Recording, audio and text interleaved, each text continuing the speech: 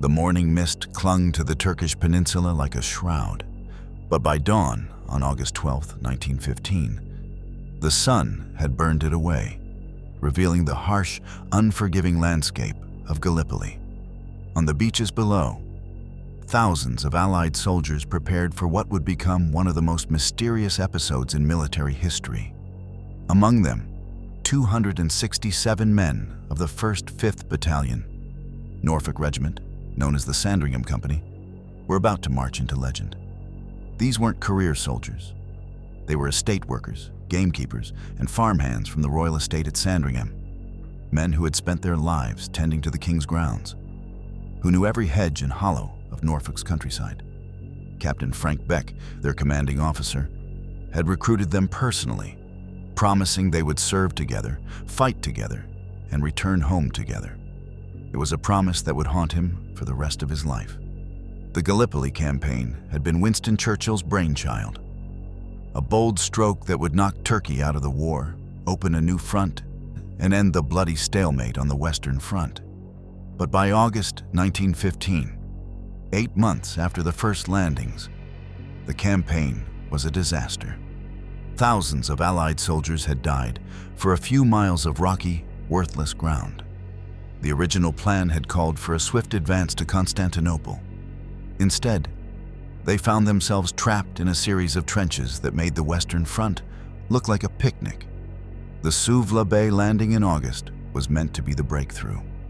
General Sir Frederick Stopford commanded 9th Corps, with orders to advance rapidly and seize the high ground before the Turks could react. But Stopford was 61 years old, had never commanded troops in battle, and was more concerned with establishing a comfortable headquarters than pressing the attack. While precious hours ticked away, Turkish reinforcements under Mustafa Kemal, the future Ataturk, raced to plug the gap. By August 12th, the window of opportunity was closing. The 54th East Anglian Division, including the Norfolk Regiment, had landed at Suvla Bay 4 days earlier but had barely moved inland. The Turks had used the delay to fortify every ridge and valley. What should have been a walkover had become another killing ground. At 5:15 that morning, the Norfolk Regiment received their orders. They would advance across the Anafarta plain toward a small settlement called Küçük Anafarta Ova. About 2 miles inland, on the map, it looked straightforward. Open ground, minimal opposition. But maps can lie, and this one lied more than most. The terrain was a nightmare. What appeared to be flat plain on paper was actually a maze of ravines, gullies, and dried watercourses, overgrown with thick scrub that could hide an army. The Turks had been watching the Allied positions for days, plotting fields of fire, registering their artillery. They knew exactly where the attack was coming. Captain Beck gathered his men at 6:30 a.m. The Sandringham Company formed part of A Company, positioned on the right flank of the advance. These were men who had grown up together, worked together, poached rabbits together as boys. Arthur Boughton, whose father was headkeeper at Wolferden; George Uding, who had tended the royal gardens; young Billy Cubitt, whose family had served the royal household for generations. They looked to Beck with absolute trust. He was their squire, their leader, the man who would bring them home. The advance began at 7 a.m. sharp. 4 companies of the Norfolk Regiment moved forward in extended line, with a company on the right, closest to the Turkish strongpoint. The men moved steadily across the broken ground, rifles at the ready, bayonets fixed. From a distance, they looked like a line of ants crossing a brown carpet. At first, there was no response from the Turkish lines. The silence was unnerving. Veterans knew that silence in battle usually meant one thing: someone was about to die in large numbers. The newer men, the territorials like the Norfolks, still believed in the romance of war, in charges and glory, and coming home as heroes. At 8:30 a.m., the first shots rang out.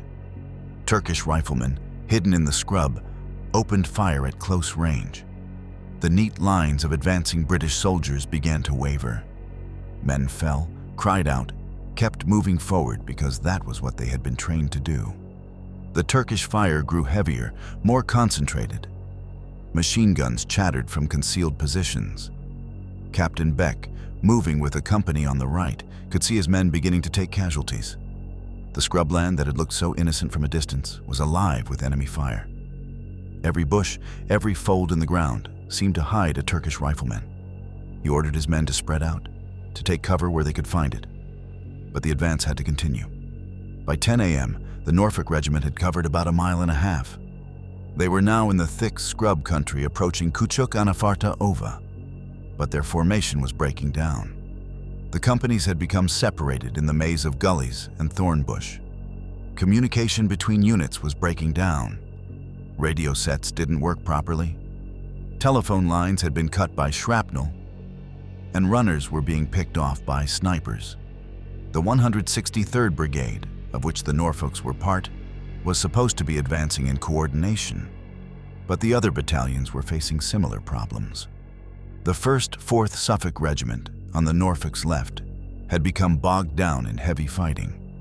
The 1st 5th Suffolk Regiment was taking murderous fire from Turkish positions on their flank.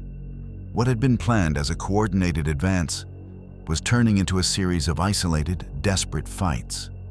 At 11:15 a.m., Captain Beck made a decision that would seal his battalion's fate.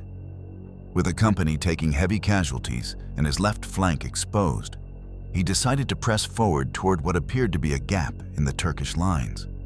It looked like an opportunity, a chance to break through and complete the mission.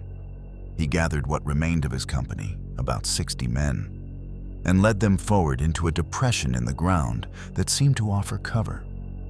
It was a trap. The Turks had prepared this position carefully, allowing the British to advance into what military tacticians call a killing ground, an area where attackers can be engaged from multiple directions with devastating effect.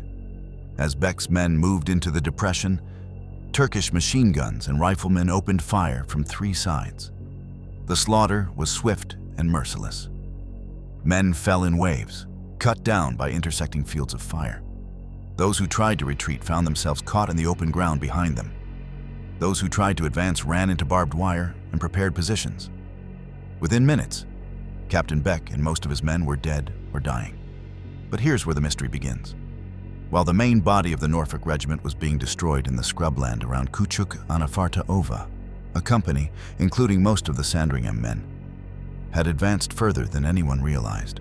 They had pushed through the initial Turkish lines and disappeared into a maze of ravines and thick vegetation beyond. The last confirmed sighting of A Company came at approximately 12:30 p.m. Lieutenant Colonel Horace Proctor Beauchamp, commanding the 1st 5th Norfolk Regiment, had been trying to maintain contact with his scattered companies all morning. Through his field glasses, he could see elements of a company moving through heavy scrub about half a mile northeast of his position. They appeared to be advancing in good order, bayonets glinting in the afternoon sun. Then they vanished. Not dramatically, not all at once, but gradually, the way a ship disappears over the horizon. One moment they were visible through gaps in the vegetation, the next they were gone. Proctor Beauchamp assumed that they had taken cover or moved into dead ground. He had other, more pressing concerns. His other companies were being shot to pieces, and Turkish counterattacks were threatening to overrun his position entirely. By 4 p.m., the attack had failed completely. The surviving elements of the Norfolk Regiment began to withdraw, carrying their wounded and leaving their dead scattered across the scrubland. A company did not return. As darkness fell and the roll was called, 267 men were missing. Not wounded, not confirmed dead, but simply gone. The immediate assumption was that they had been killed or captured. War is chaos, and in the confusion of battle, entire units can be wiped out without anyone knowing exactly how or where. But as the days passed and no word came from Turkish prisoner of war camps, questions began to arise. Where were the bodies? Where were the prisoners? What had happened to a company? Captain Beck, badly wounded but alive, was one of the few officers who survived the disaster. When he recovered enough to be questioned, His account was troubling. He remembered leading his men forward, remembered the trap, remembered the devastating fire.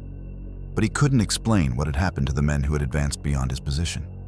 They had simply vanished into the scrubland, and he had never seen them again. The Turkish forces in the area were commanded by a German officer, Major Wilmer, who had been tasked with defending the Suvla Bay sector. His forces were thin on the ground, only a few thousand men to defend miles of coastline. When the full British assault came, he had been forced to fall back to prepared positions, fighting delaying actions where he could. After the battle, British intelligence officers questioned captured Turkish soldiers and examined enemy documents. The results were puzzling. The Turks reported engaging and defeating elements of the Norfolk Regiment at several locations, but none of them claimed to have captured or killed 267 men in the single action. The numbers didn't add up. Major Wilmer's own reports, captured after the war, mentioned fierce fighting with British forces around Küçük Anafarta Ova on August 12th. He reported inflicting heavy casualties and taking some prisoners. But again, the scale didn't match what had happened to A Company. His forces had been too scattered, too hard-pressed themselves to surround and destroy an entire company. The mystery deepened when the battlefield was searched in the weeks following the attack. Bodies were found. Too many bodies, scattered across the scrubland where the Norfolk Regiment had fought and died. But the count was wrong. There should have been more, much more. The missing men of A Company were nowhere to be found. Local Turkish civilians, questioned years later, had their own stories. They spoke of fierce fighting in the ravines beyond Küçük Anafarta Ova, of British soldiers who had fought like demons before being overwhelmed. But their accounts were vague, contradictory. Some claimed the British had been buried in mass graves. Others said the bodies had been left to the vultures and wild dogs.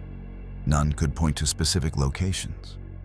The official British investigation, conducted in 1919, was a masterpiece of bureaucratic confusion. The War Office examined thousands of documents, interviewed hundreds of survivors, and produced a report that satisfied no one. The conclusion was that a company had been destroyed in action on August 12, 1915, and that the men were presumed dead. Case closed. But the families weren't satisfied. The parents, wives, and children of the missing men demanded answers. How could 267 men simply disappear? Where were the graves? Why hadn't the Turks claimed them as prisoners? The questions echoed through the villages of Norfolk for decades.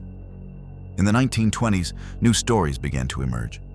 Veterans of other units claimed to have witnessed something extraordinary on August 12th. They spoke of a strange cloud or mist that had descended on the battlefield at the crucial moment. Some said they had seen the Norfolk Regiment advance into this cloud and never emerge. The most detailed account came from a group of New Zealand engineers who claimed to have been observing the battle from a nearby ridge.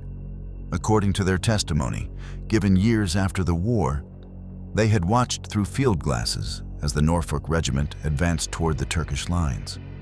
At the crucial moment, they said, a peculiar cloud formation had descended on the battlefield.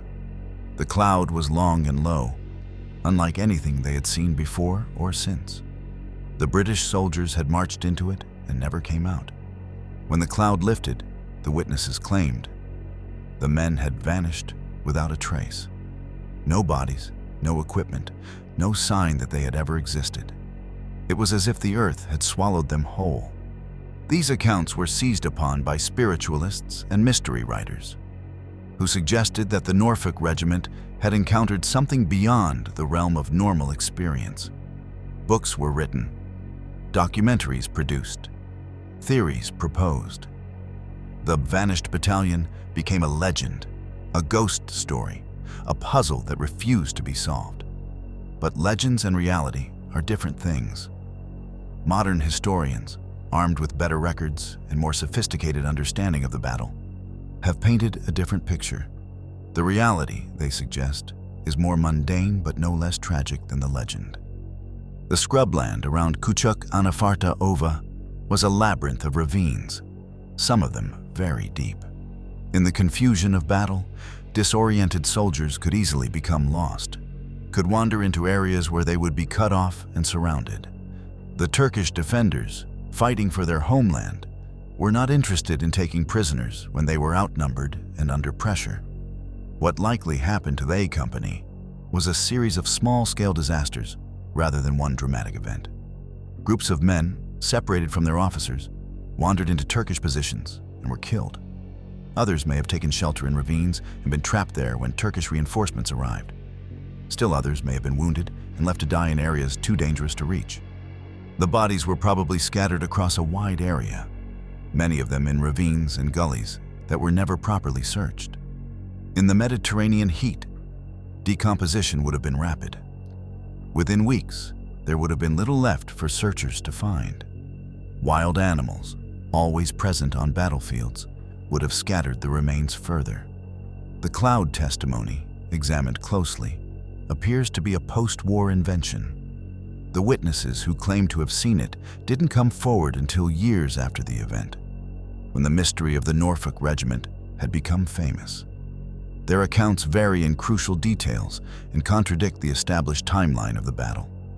Most historians now believe they were either mistaken, influenced by later stories, or simply lying. But the prosaic explanation doesn't satisfy everyone. The mystery of the Norfolk Regiment has taken on a life of its own, fed by conspiracy theories, paranormal speculation, and the very human need to believe that some mysteries can never be solved. The truth, as always, is probably simpler and sadder than the legend. On August 12, 1915, 267 young men from Norfolk marched into battle and never came home. They died as soldiers have always died, confused, frightened, far from home, doing their duty as they understood it. They were not transported to another dimension or swallowed by supernatural forces. They were killed by bullets and shells and bayonets, and their bodies were left to rot in a foreign land under a pitiless sun. The real mystery isn't what happened to the Norfolk Regiment. The real mystery is why we need to believe it was something more than the simple, brutal arithmetic of war. Perhaps it's because the prosaic truth, that young men die in large numbers for causes they don't fully understand, is too terrible to accept without the comfort of mystery. Captain Frank Beck survived the war, but the loss of his men haunted him until his death. He never stopped believing that he could have saved them, that he should have made different decisions, that he had failed in his promise to bring them home. The survivor's guilt of a man who lived when his soldiers died is perhaps the most real and lasting legacy of the vanished battalion. In the villages of Norfolk, memorials were erected to the missing men. Their names are carved in stone, remembered in annual ceremonies, honored as heroes who gave their lives for their country. But in the ravines and gullies around Küçük Anafarta Ova, their bones lie scattered and unremembered, testimony to the simple fact that in war, not all stories have endings, and not all mysteries have solutions. The legend of the vanished battalion endures because we want to believe that some things transcend the mundane brutality of human conflict. But the men who died there deserve to be remembered for what they were, not supernatural victims of inexplicable forces, but ordinary human beings who found themselves in an extraordinary situation and paid the ultimate price for their country's ambitions. On the centenary of the battle, archaeologists and historians returned to the Gallipoli Peninsula, armed with modern technology and a better understanding of the terrain. They found scattered evidence of the fighting: bullets, shell fragments, pieces of equipment. But the missing men of the Norfolk Regiment remained missing, their final resting place unknown, their fate a reminder that in the chaos of war, some questions can never be answered. The mystery of the vanished battalion will probably never be solved completely. Too much time has passed. Too many witnesses have died. Too much evidence has been lost to time and weather and the simple passage of years. But perhaps that's as it should be. Perhaps some stories are meant to remain incomplete, some mysteries unsolved, some questions unanswered. What we do know is this: on a hot August day in 1915, 267 men walked into battle and never walked out. They left behind families who never stopped hoping, questions that were never answered, and a legend that refuses to die. In the end, that may be the most fitting memorial of all. Not the certainty of knowledge, but the persistence of mystery, the refusal to let their sacrifice be forgotten, even when the details of that sacrifice remain forever unclear. The sun still rises over the Gallipoli Peninsula, burning away the morning mist to reveal the harsh, unforgiving landscape where so many young men died. The scrubland around Kuchuk Anafarta Ova blooms each spring with wild flowers that grow from soil enriched by the blood of soldiers from a dozen nations. And somewhere in that maze of ravines and gullies, the bones of the vanished battalion rest in unmarked graves, their mystery intact, their sacrifice undiminished by the passage of time.